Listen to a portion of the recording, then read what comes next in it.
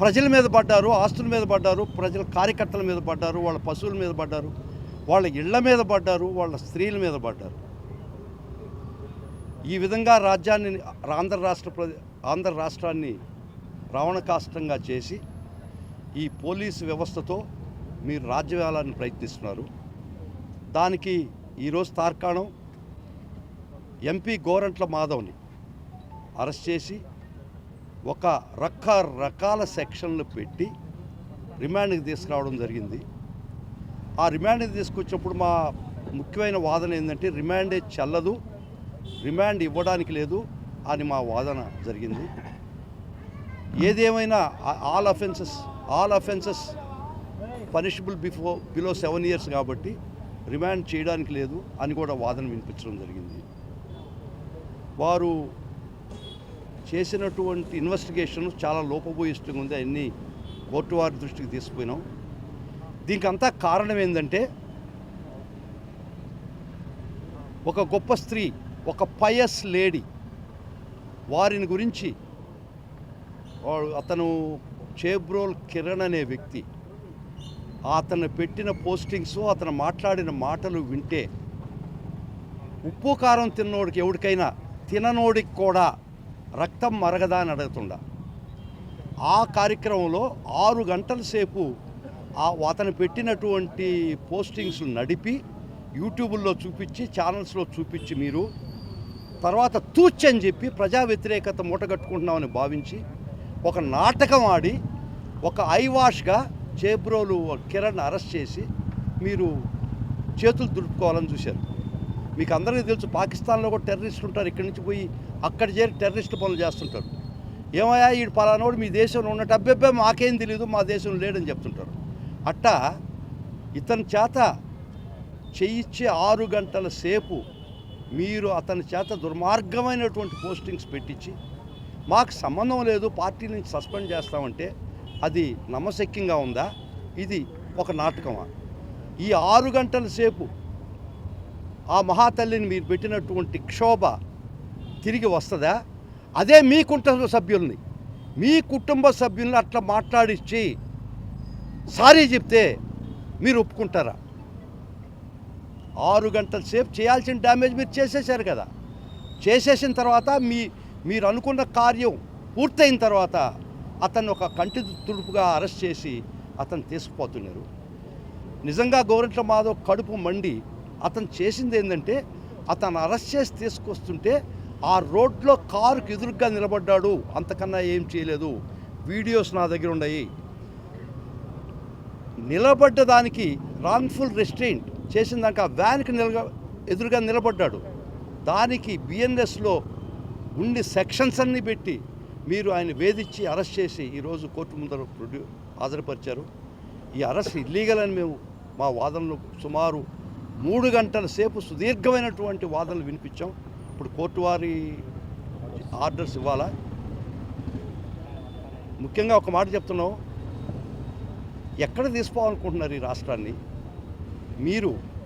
మేము పతివర్తా శిరోమణం, స్త్రీలకి ఎవరో వాళ్ళ పార్టీలో కూడా కూటమి నాయకుడు కూడా చెప్తున్నారు, స్త్రీల సాయి అటు చూస్తే కొరికేస్తాం, నలిపేస్తాం, చంపేస్తాం అని చెప్తున్నటువంటి మీరు ఎలక్షన్స్కి ముందర ఈరోజు ఈ విధంగా మీ సోషల్ మీడియా ఐటీడీపీకి సంబంధించినటువంటి మీరు విత్తనం వేసి పెంచి పోషించినటువంటి సంస్థది. ఆ సంస్థ ద్వారా మీరు ఆ విధంగా ఒక స్త్రీని, ఒక మహాసాధ్విని ఈ విధంగా క్షోభ పెట్టినటువంటి పరిస్థితుల్లో ఎవరికైనా కడుపు అంటది. అందులో ఆయన కూడా ఏం చేయలేదు. అతను అరెస్ట్ చేసి తీసుకొస్తుంటే ఆ కారుకి ఎదురుగా నిలబడ్డాడు. I can show videos what has done. దానిగా ఇన్ని సెక్షన్లు పెట్టి ఇంత అఫెన్స్ చేసి అరెస్ట్ చేసి తీసుకొచ్చారు. ఆ అరెస్ట్ కూడా ఒక పెద్ద నాటకం. అది ప్రజల్లో తీవ్రమైనటువంటి మనస్తాపం, వ్యతిరేకత ఏర్పడిన తర్వాత ఎస్కేప్ రూట్, దాని నుంచి ఎట్లా తప్పించుకోవాలా, నష్ట నివారణ చర్యలు ఏం చేయాలని ఆలోచించుకొని అతన్ని ఫార్స్గా సస్పెండ్ చేసి అయిపోయింది. మీరు అతనికి నిర్దేశించినటువంటి కార్యక్రమం అయిపోయింది, చేసేశారు. చేసేసిన తర్వాత ఒక అరెస్ట్ అని మీరు పెట్టారు. దాన్ని ఇది ఏంది అన్యాయం అని అతను వస్తుంటే కారుకు ఎదురుగా నిలబడడానికి ఈరోజు ఎక్స్ ఎంపీని ఈ విధంగా అరెస్ట్ చేసి తీసుకొచ్చారు. పర్వాలేదు, పోరాడతాం, న్యాయస్థానంలో పోరాడతాం. ఖచ్చితంగా న్యాయం జరుగుద్ది. మాకు సుదీర్ఘమైన 6 వాదనలు వినిపించాం మేము. చూస్తాం, ఇంకా కోర్టు వారు అడ్రస్ చెప్పలేదు. ఏమవుద్దో మేము కూడా వెయిట్ చేస్తూ ఉన్నాం.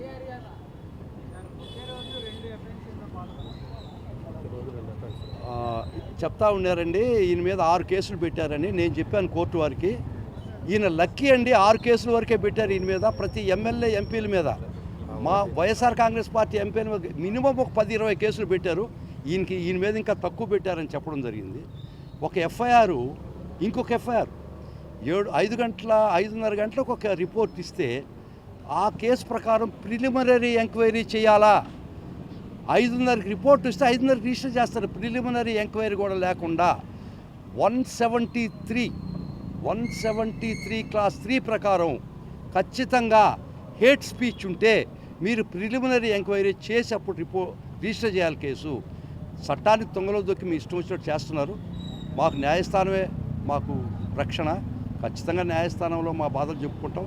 న్యాయస్థానంలో తుది వరకు మేము పోరాడతాం.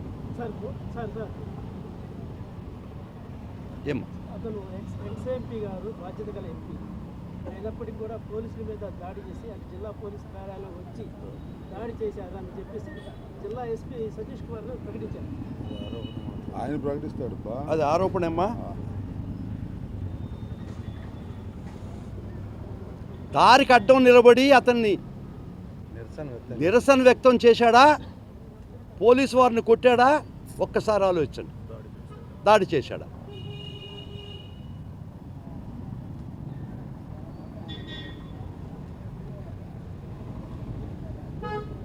ఒక పార్టీ ఎంపీ సంగతి పక్కన పెట్టండి, ఒక పార్టీ కార్యకర్తగా, పార్టీ అభిమానిగా మా అధినాయకుడి కుటుంబాన్ని గురించి ఆ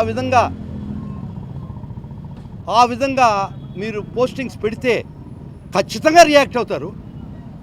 ఒక మనిషిగా, మానవుడిగా రియాక్ట్ కారా? మీరు కారా రియాక్ట్ కారా? బాధ్యత కదా ఎక్స్ఎంపీ అంటున్నారు. మీరు ఆ వీడియోలు చూస్తే మీరు కూడా రియాక్ట్ అవుతారు. మీరు అంతకన్నా అగ్రెసివ్గా రియాక్ట్ అవుతారు. ఆయన ఇంకా చాలా తక్కువ రియాక్ట్ అయినాడు. మానవత్వం ఉండేటువంటి ఎవడైనా ఇక్కడ మీకు ఆ పోస్టింగ్స్ ఒక్కసారి చూపిస్తా. మీకు ఏ మనిషి అయినా దీనికి రియాక్ట్ కాకపోతే చెప్పండి. మీలో ఎవరైనా ఆ పోస్టింగ్స్ రియాక్ట్ అవుతారా కారా? First is a human being, తర్వాత ఎంపీ. ఒక పార్టీ నమ్మినటువంటి కార్యకర్త అతను. ఒక పార్టీలో, వైఎస్ఆర్ కాంగ్రెస్ పార్టీలో ఎదిగినటువంటి ఒక నాయకుడు.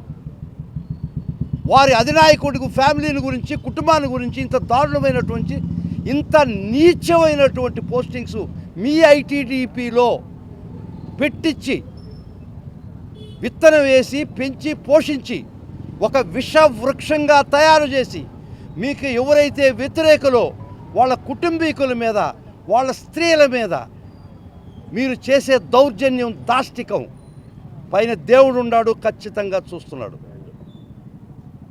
ఎంపీ ఏందండి ఎంపీ? మీకు చూపిస్తా, మీరు రియాక్ట్ అవుతారా కారా చూడండి.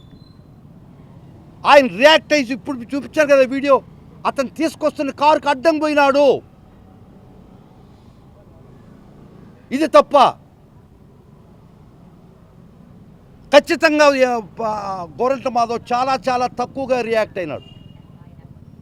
ఇంకెవరైనా కానీ ఉప్పు కారం తింటున్నాడు, గట్టిగా ఎక్కువ తింటున్నాడు, ఖచ్చితంగా ఇంకా అగ్రెసివ్గా రియాక్ట్ అయి ఉండేవాడు.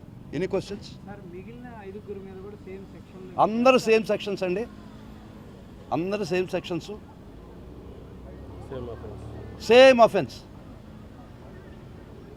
ఒక 222 కేసు పెట్టాలంటే, బిఎన్ఎస్ కేసు పెట్టాలంటే ఎఫ్ఐఆర్ చేయడానికి లేదు, ఒక ప్రైవేట్ కంప్లైంట్ ఇవ్వాలా.